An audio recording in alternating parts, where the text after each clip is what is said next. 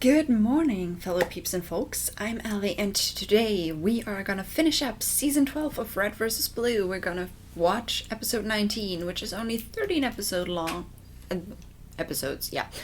13 minutes long.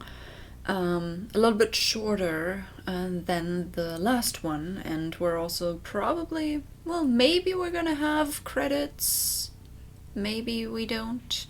I don't know, because it's the Cursed Trilogy, and it could be that we have longer credits at the end of the next season. But yeah, last episode, we've had the climax, basically. We've had the fights against Locus, against Felix, and Felix talked a lot, and, you know, people know now, and stopped killing each other, I guess. Locus wants to follow orders and be like, okay, we're gonna bolt, and but Felix wasn't that happy about it. But I guess that's just how it works. So yeah, last episode of the season, but it is, you know, the second of 3 seasons in the arc, so I'm definitely expecting a little bit more stuff from next season, but I'm fine with if this is just like aftermath. I would be fine with it, I guess. Even though a nice twist at the end would be cool too, but it doesn't have to be. So let us just jump in. I honestly don't know if I'm gonna have anything much to say about this when we're done. So this might just be a very, very short video compared to like the others that I recorded today. But yeah, 12 minutes and 52 seconds. Yeah, not that quite a long time, but I guess we'll just see what it holds for us in 3, 2, 1, and go. The Pelican goes in for a landing, but the radio jammer is shooting off all sorts of electricity and stuff. It was all like... Okay. Oh. Telling the We're story. on the ground. Captain Tucker's bleeding out. The Reds and Blues are all bashed up. Things don't look good. We load them all aboard the ship and take off as fast as we can. And that's when he spoke to me. Palomo, come closer. It was my captain. I leaned in. Don't speak, Tucker. You need your strength. But he brushed my hand aside, looked me straight in the eyes, and said to me, Palomo, you did good, kid. Sure. You did good. I don't think so. Oh, that's bullshit. Yeah. What I actually told you was to stop crying and to shut the fuck up. Okay, Yeah. but the sentiment was still there. I fucking hate you, Palomo. No, if Wow. you hadn't shown up with the Fed ship, you'd probably be dead. Like, Probably. for real this time. Hey, we're a bunch of mavericks, okay? We weren't even planning on making it out alive. That was just an added bonus for being so fucking awesome. You went on a suicide mission for us? Well, we figured we owed you one. Now they So can claim selfless. this. And hey, your voice didn't crack. It didn't. I mean, oh, I don't know. No, it what you're did. talking about. All right, don't get carried away. You guys just happened to be the first people we ever met who thought we were cool. We saved you strictly for selfish reasons. Sure. With the hope there'd be more pampering upon our return. I'm here whenever you need me, sir. Yep. He seriously There's survived the the one. fight? I mean, really? The universe just had to spare Matthews. Well, I think I speak for all of us when I say thank you. And I think that I speak for all of us when I say that this feels like the beginning of a beautiful friendship. Isn't that right, Freckles? Affirmative. No, Wow, absolutely he still not. has Wait, freckles in the thank you, gun. Captain. I'll remember this to the day I die. Or my name isn't John Elizabeth Andersmith. Oh, God, is it? So? Well, I guess. I think it's an absolute mess. Well, your army didn't exactly leave us with many options over the years. Yes, well, I suppose we can't expect you to continue operating out of a hole in the ground. I'll talk with one of my new advisors and see if we can have your people One of set your up new at another advisors. one of our outposts. I was actually thinking about moving to the capital. Well, that's preposterous. Excuse me? Um. My men deserve a roof over their heads just like yours. Hey, you both agreed to a temporary truce. Yeah. So why don't you try starting with a little cooperation? Very well, I'll see what I can do. Agent Washington, you have my thanks. And mine. If it wasn't for you all, we'd be gone. Well, thanks, but you should really thank Tucker. The whole plan was actually his idea. Wow. Is that so? Kind of a shocker, huh? No, not really. She had hope. If there's anything we can ever do for you, please. He did have that development coming, gosh, though, I don't so... think that's really necessary. What's a rank higher than captain? Colonel? Promote me to colonel. Oh, very well then. In honor of your service, I hereby promote you to Colonel... Sarge. You hear that, Wow. nuts? I outrank you! Again! Ah! Oh, so petty. So, did you miss me? Actually, I found the peace of mind to be rather nice for a change. Wow. Oh, yeah, I bet it went along great with that ass-kicking. That was part of the plan. Oh, really? Because I thought the plan was to distract Locust, not let him mop the floor with you. Look, they were better than I expected, okay? Wimp. I'm so surprised you went along with the plan. That dynamic. Well, I figured it was time to have faith in them, too. Yeah. Oh, hey, hold on. Everything okay? Yeah, I said hold on. Uh-huh. Great, thanks, Dee. What was that? That Yeah. was the end of a very long and very annoying decryption process. You've got the manifest? Fuck yeah, I got the Ooh, manifest. nice. I'm processing it now. Well, not exactly the most dramatic revelation, but I believe that we have our culprit. Who is it? Charon Industries, big umbrella Okay. corporation that got a hand in pretty much every major market you can think of. Even messed around with cryogenics a few years back. But it looks like their largest profits come from weapons and technology. They own most of the stuff on the ship. Okay. It's familiar. Yeah, Project Freelancer stole some assets from them once or twice, and managed to destroy quite a bit of private property in the process. Just a bit. The Resistance? I thought they were a UNSC splinter group. The soldiers were all UNSC, but according to my records, they'd been hired on to act as Charon's private security force. Is that legal? I doubt Probably it. not. Looks like Charon and the military started getting really buddy-buddy around the time that... Oh. Epsilon? Where's Dr. Gray? Huh? The lunatic. What's she doing? She's treating the space pirates we captured. Perfect. Tell her I want them to give me all known radio frequencies used by the mercenaries. Why? I need to make a call. Okay. To whom? I'm at a loss, gentlemen. Years of arduous labor and delicate manipulation all made worthless by your inability to stop a single squad of what can hardly be considered soldiers. They got lucky. They were underestimated, and it will not happen again. Our operation now lies in extreme jeopardy.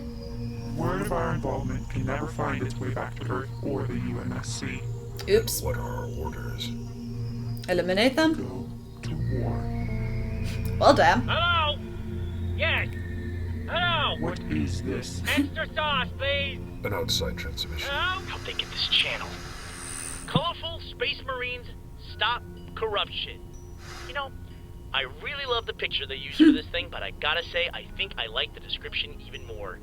Pictured above, the red and blue troopers of Project Freelancer receive a full pardon from UNSC Oversight Chairman and Charon Industries CEO, Malcolm Hargrove. Okay. I can't imagine you like publicizing that second bit very much, though. Probably not very good for business. Am I right, Chairman? On the contrary, you'd be surprised as to what can come of a merger between politics and corporations. Well, If damn. you're here to negotiate a surrender, I'm afraid I must inform you that your ship has set sail. Quite literally, in fact. Actually, we were just hoping to read you a letter. It's just a little something we put together for you. Considering we'll probably be seeing a lot of each other over the next few weeks. Take it away, Church. Well, Dear Chairman, it has come to our attention that you have declared war on the planet Chorus. We regret to inform you that this is a really shitty idea. Not only have you managed to annoy the people that you failed to kill time and time again, Okay. you've also found a way to piss off an entire planet. Now, they may not have the best equipment, and they might not be the best fighters, but as you're aware, they've been fighting for a very long time. Yep. And now that they're not fighting each other, they're more than happy to dedicate all of their time to fighting you. So, Why dear not? Chairman, to you and your idiotic mercenaries, we would like to say Bring it on, motherfuckers. We're not going anywhere. From your friends, the incredibly badass and sexually attractive Red and Blue Soldiers of Project Freelancer. Of course. P.S. Suck our balls. Of course. And I guess that's gonna be credits. Okay, so my question here, did they know that they would put in this twist when they started in the freelancer arc with the letters between the director and the chairman? Did they know that, or did they just take this because it works? I don't know. I don't know. I really don't.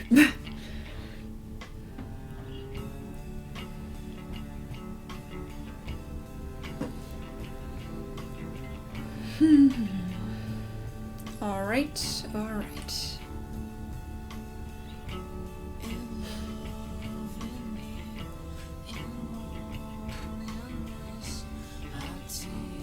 Alright, so Federal Army of Course soldiers.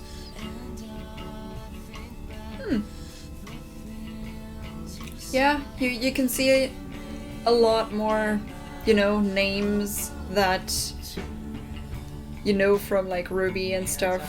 Like even Katie Ward. I recognized Aaron's voice at some point. So it's pretty nice to like, I mean, when season 12 came out, RWBY was already going, so of course they did have the connections, and it's nice to see how it kind of converges.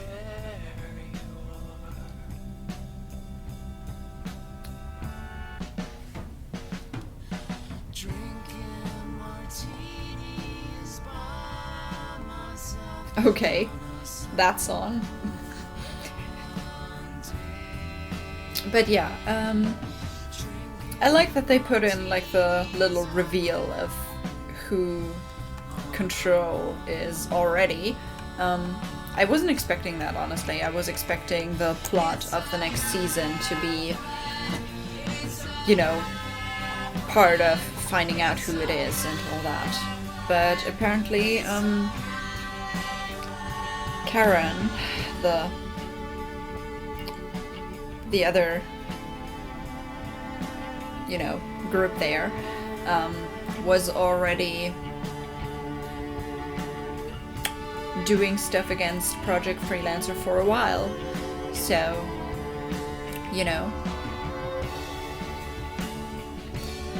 But I like that they called themselves the Reds and the Blues from Project Freelancer, even though, you know, most of them are not, were not part of the Project Freelancer. But I guess, you know, we can just, it's still nice, you know. I mean, they're pretty much, yeah, they pretty much are freelancers by now, you know. Just by definition. They are not actually contracted to help in the long run or anything. They actually don't really have a job at the moment, but you know, they're kind of helping out, and they have a grudge, so that's how it works too. They have a grudge.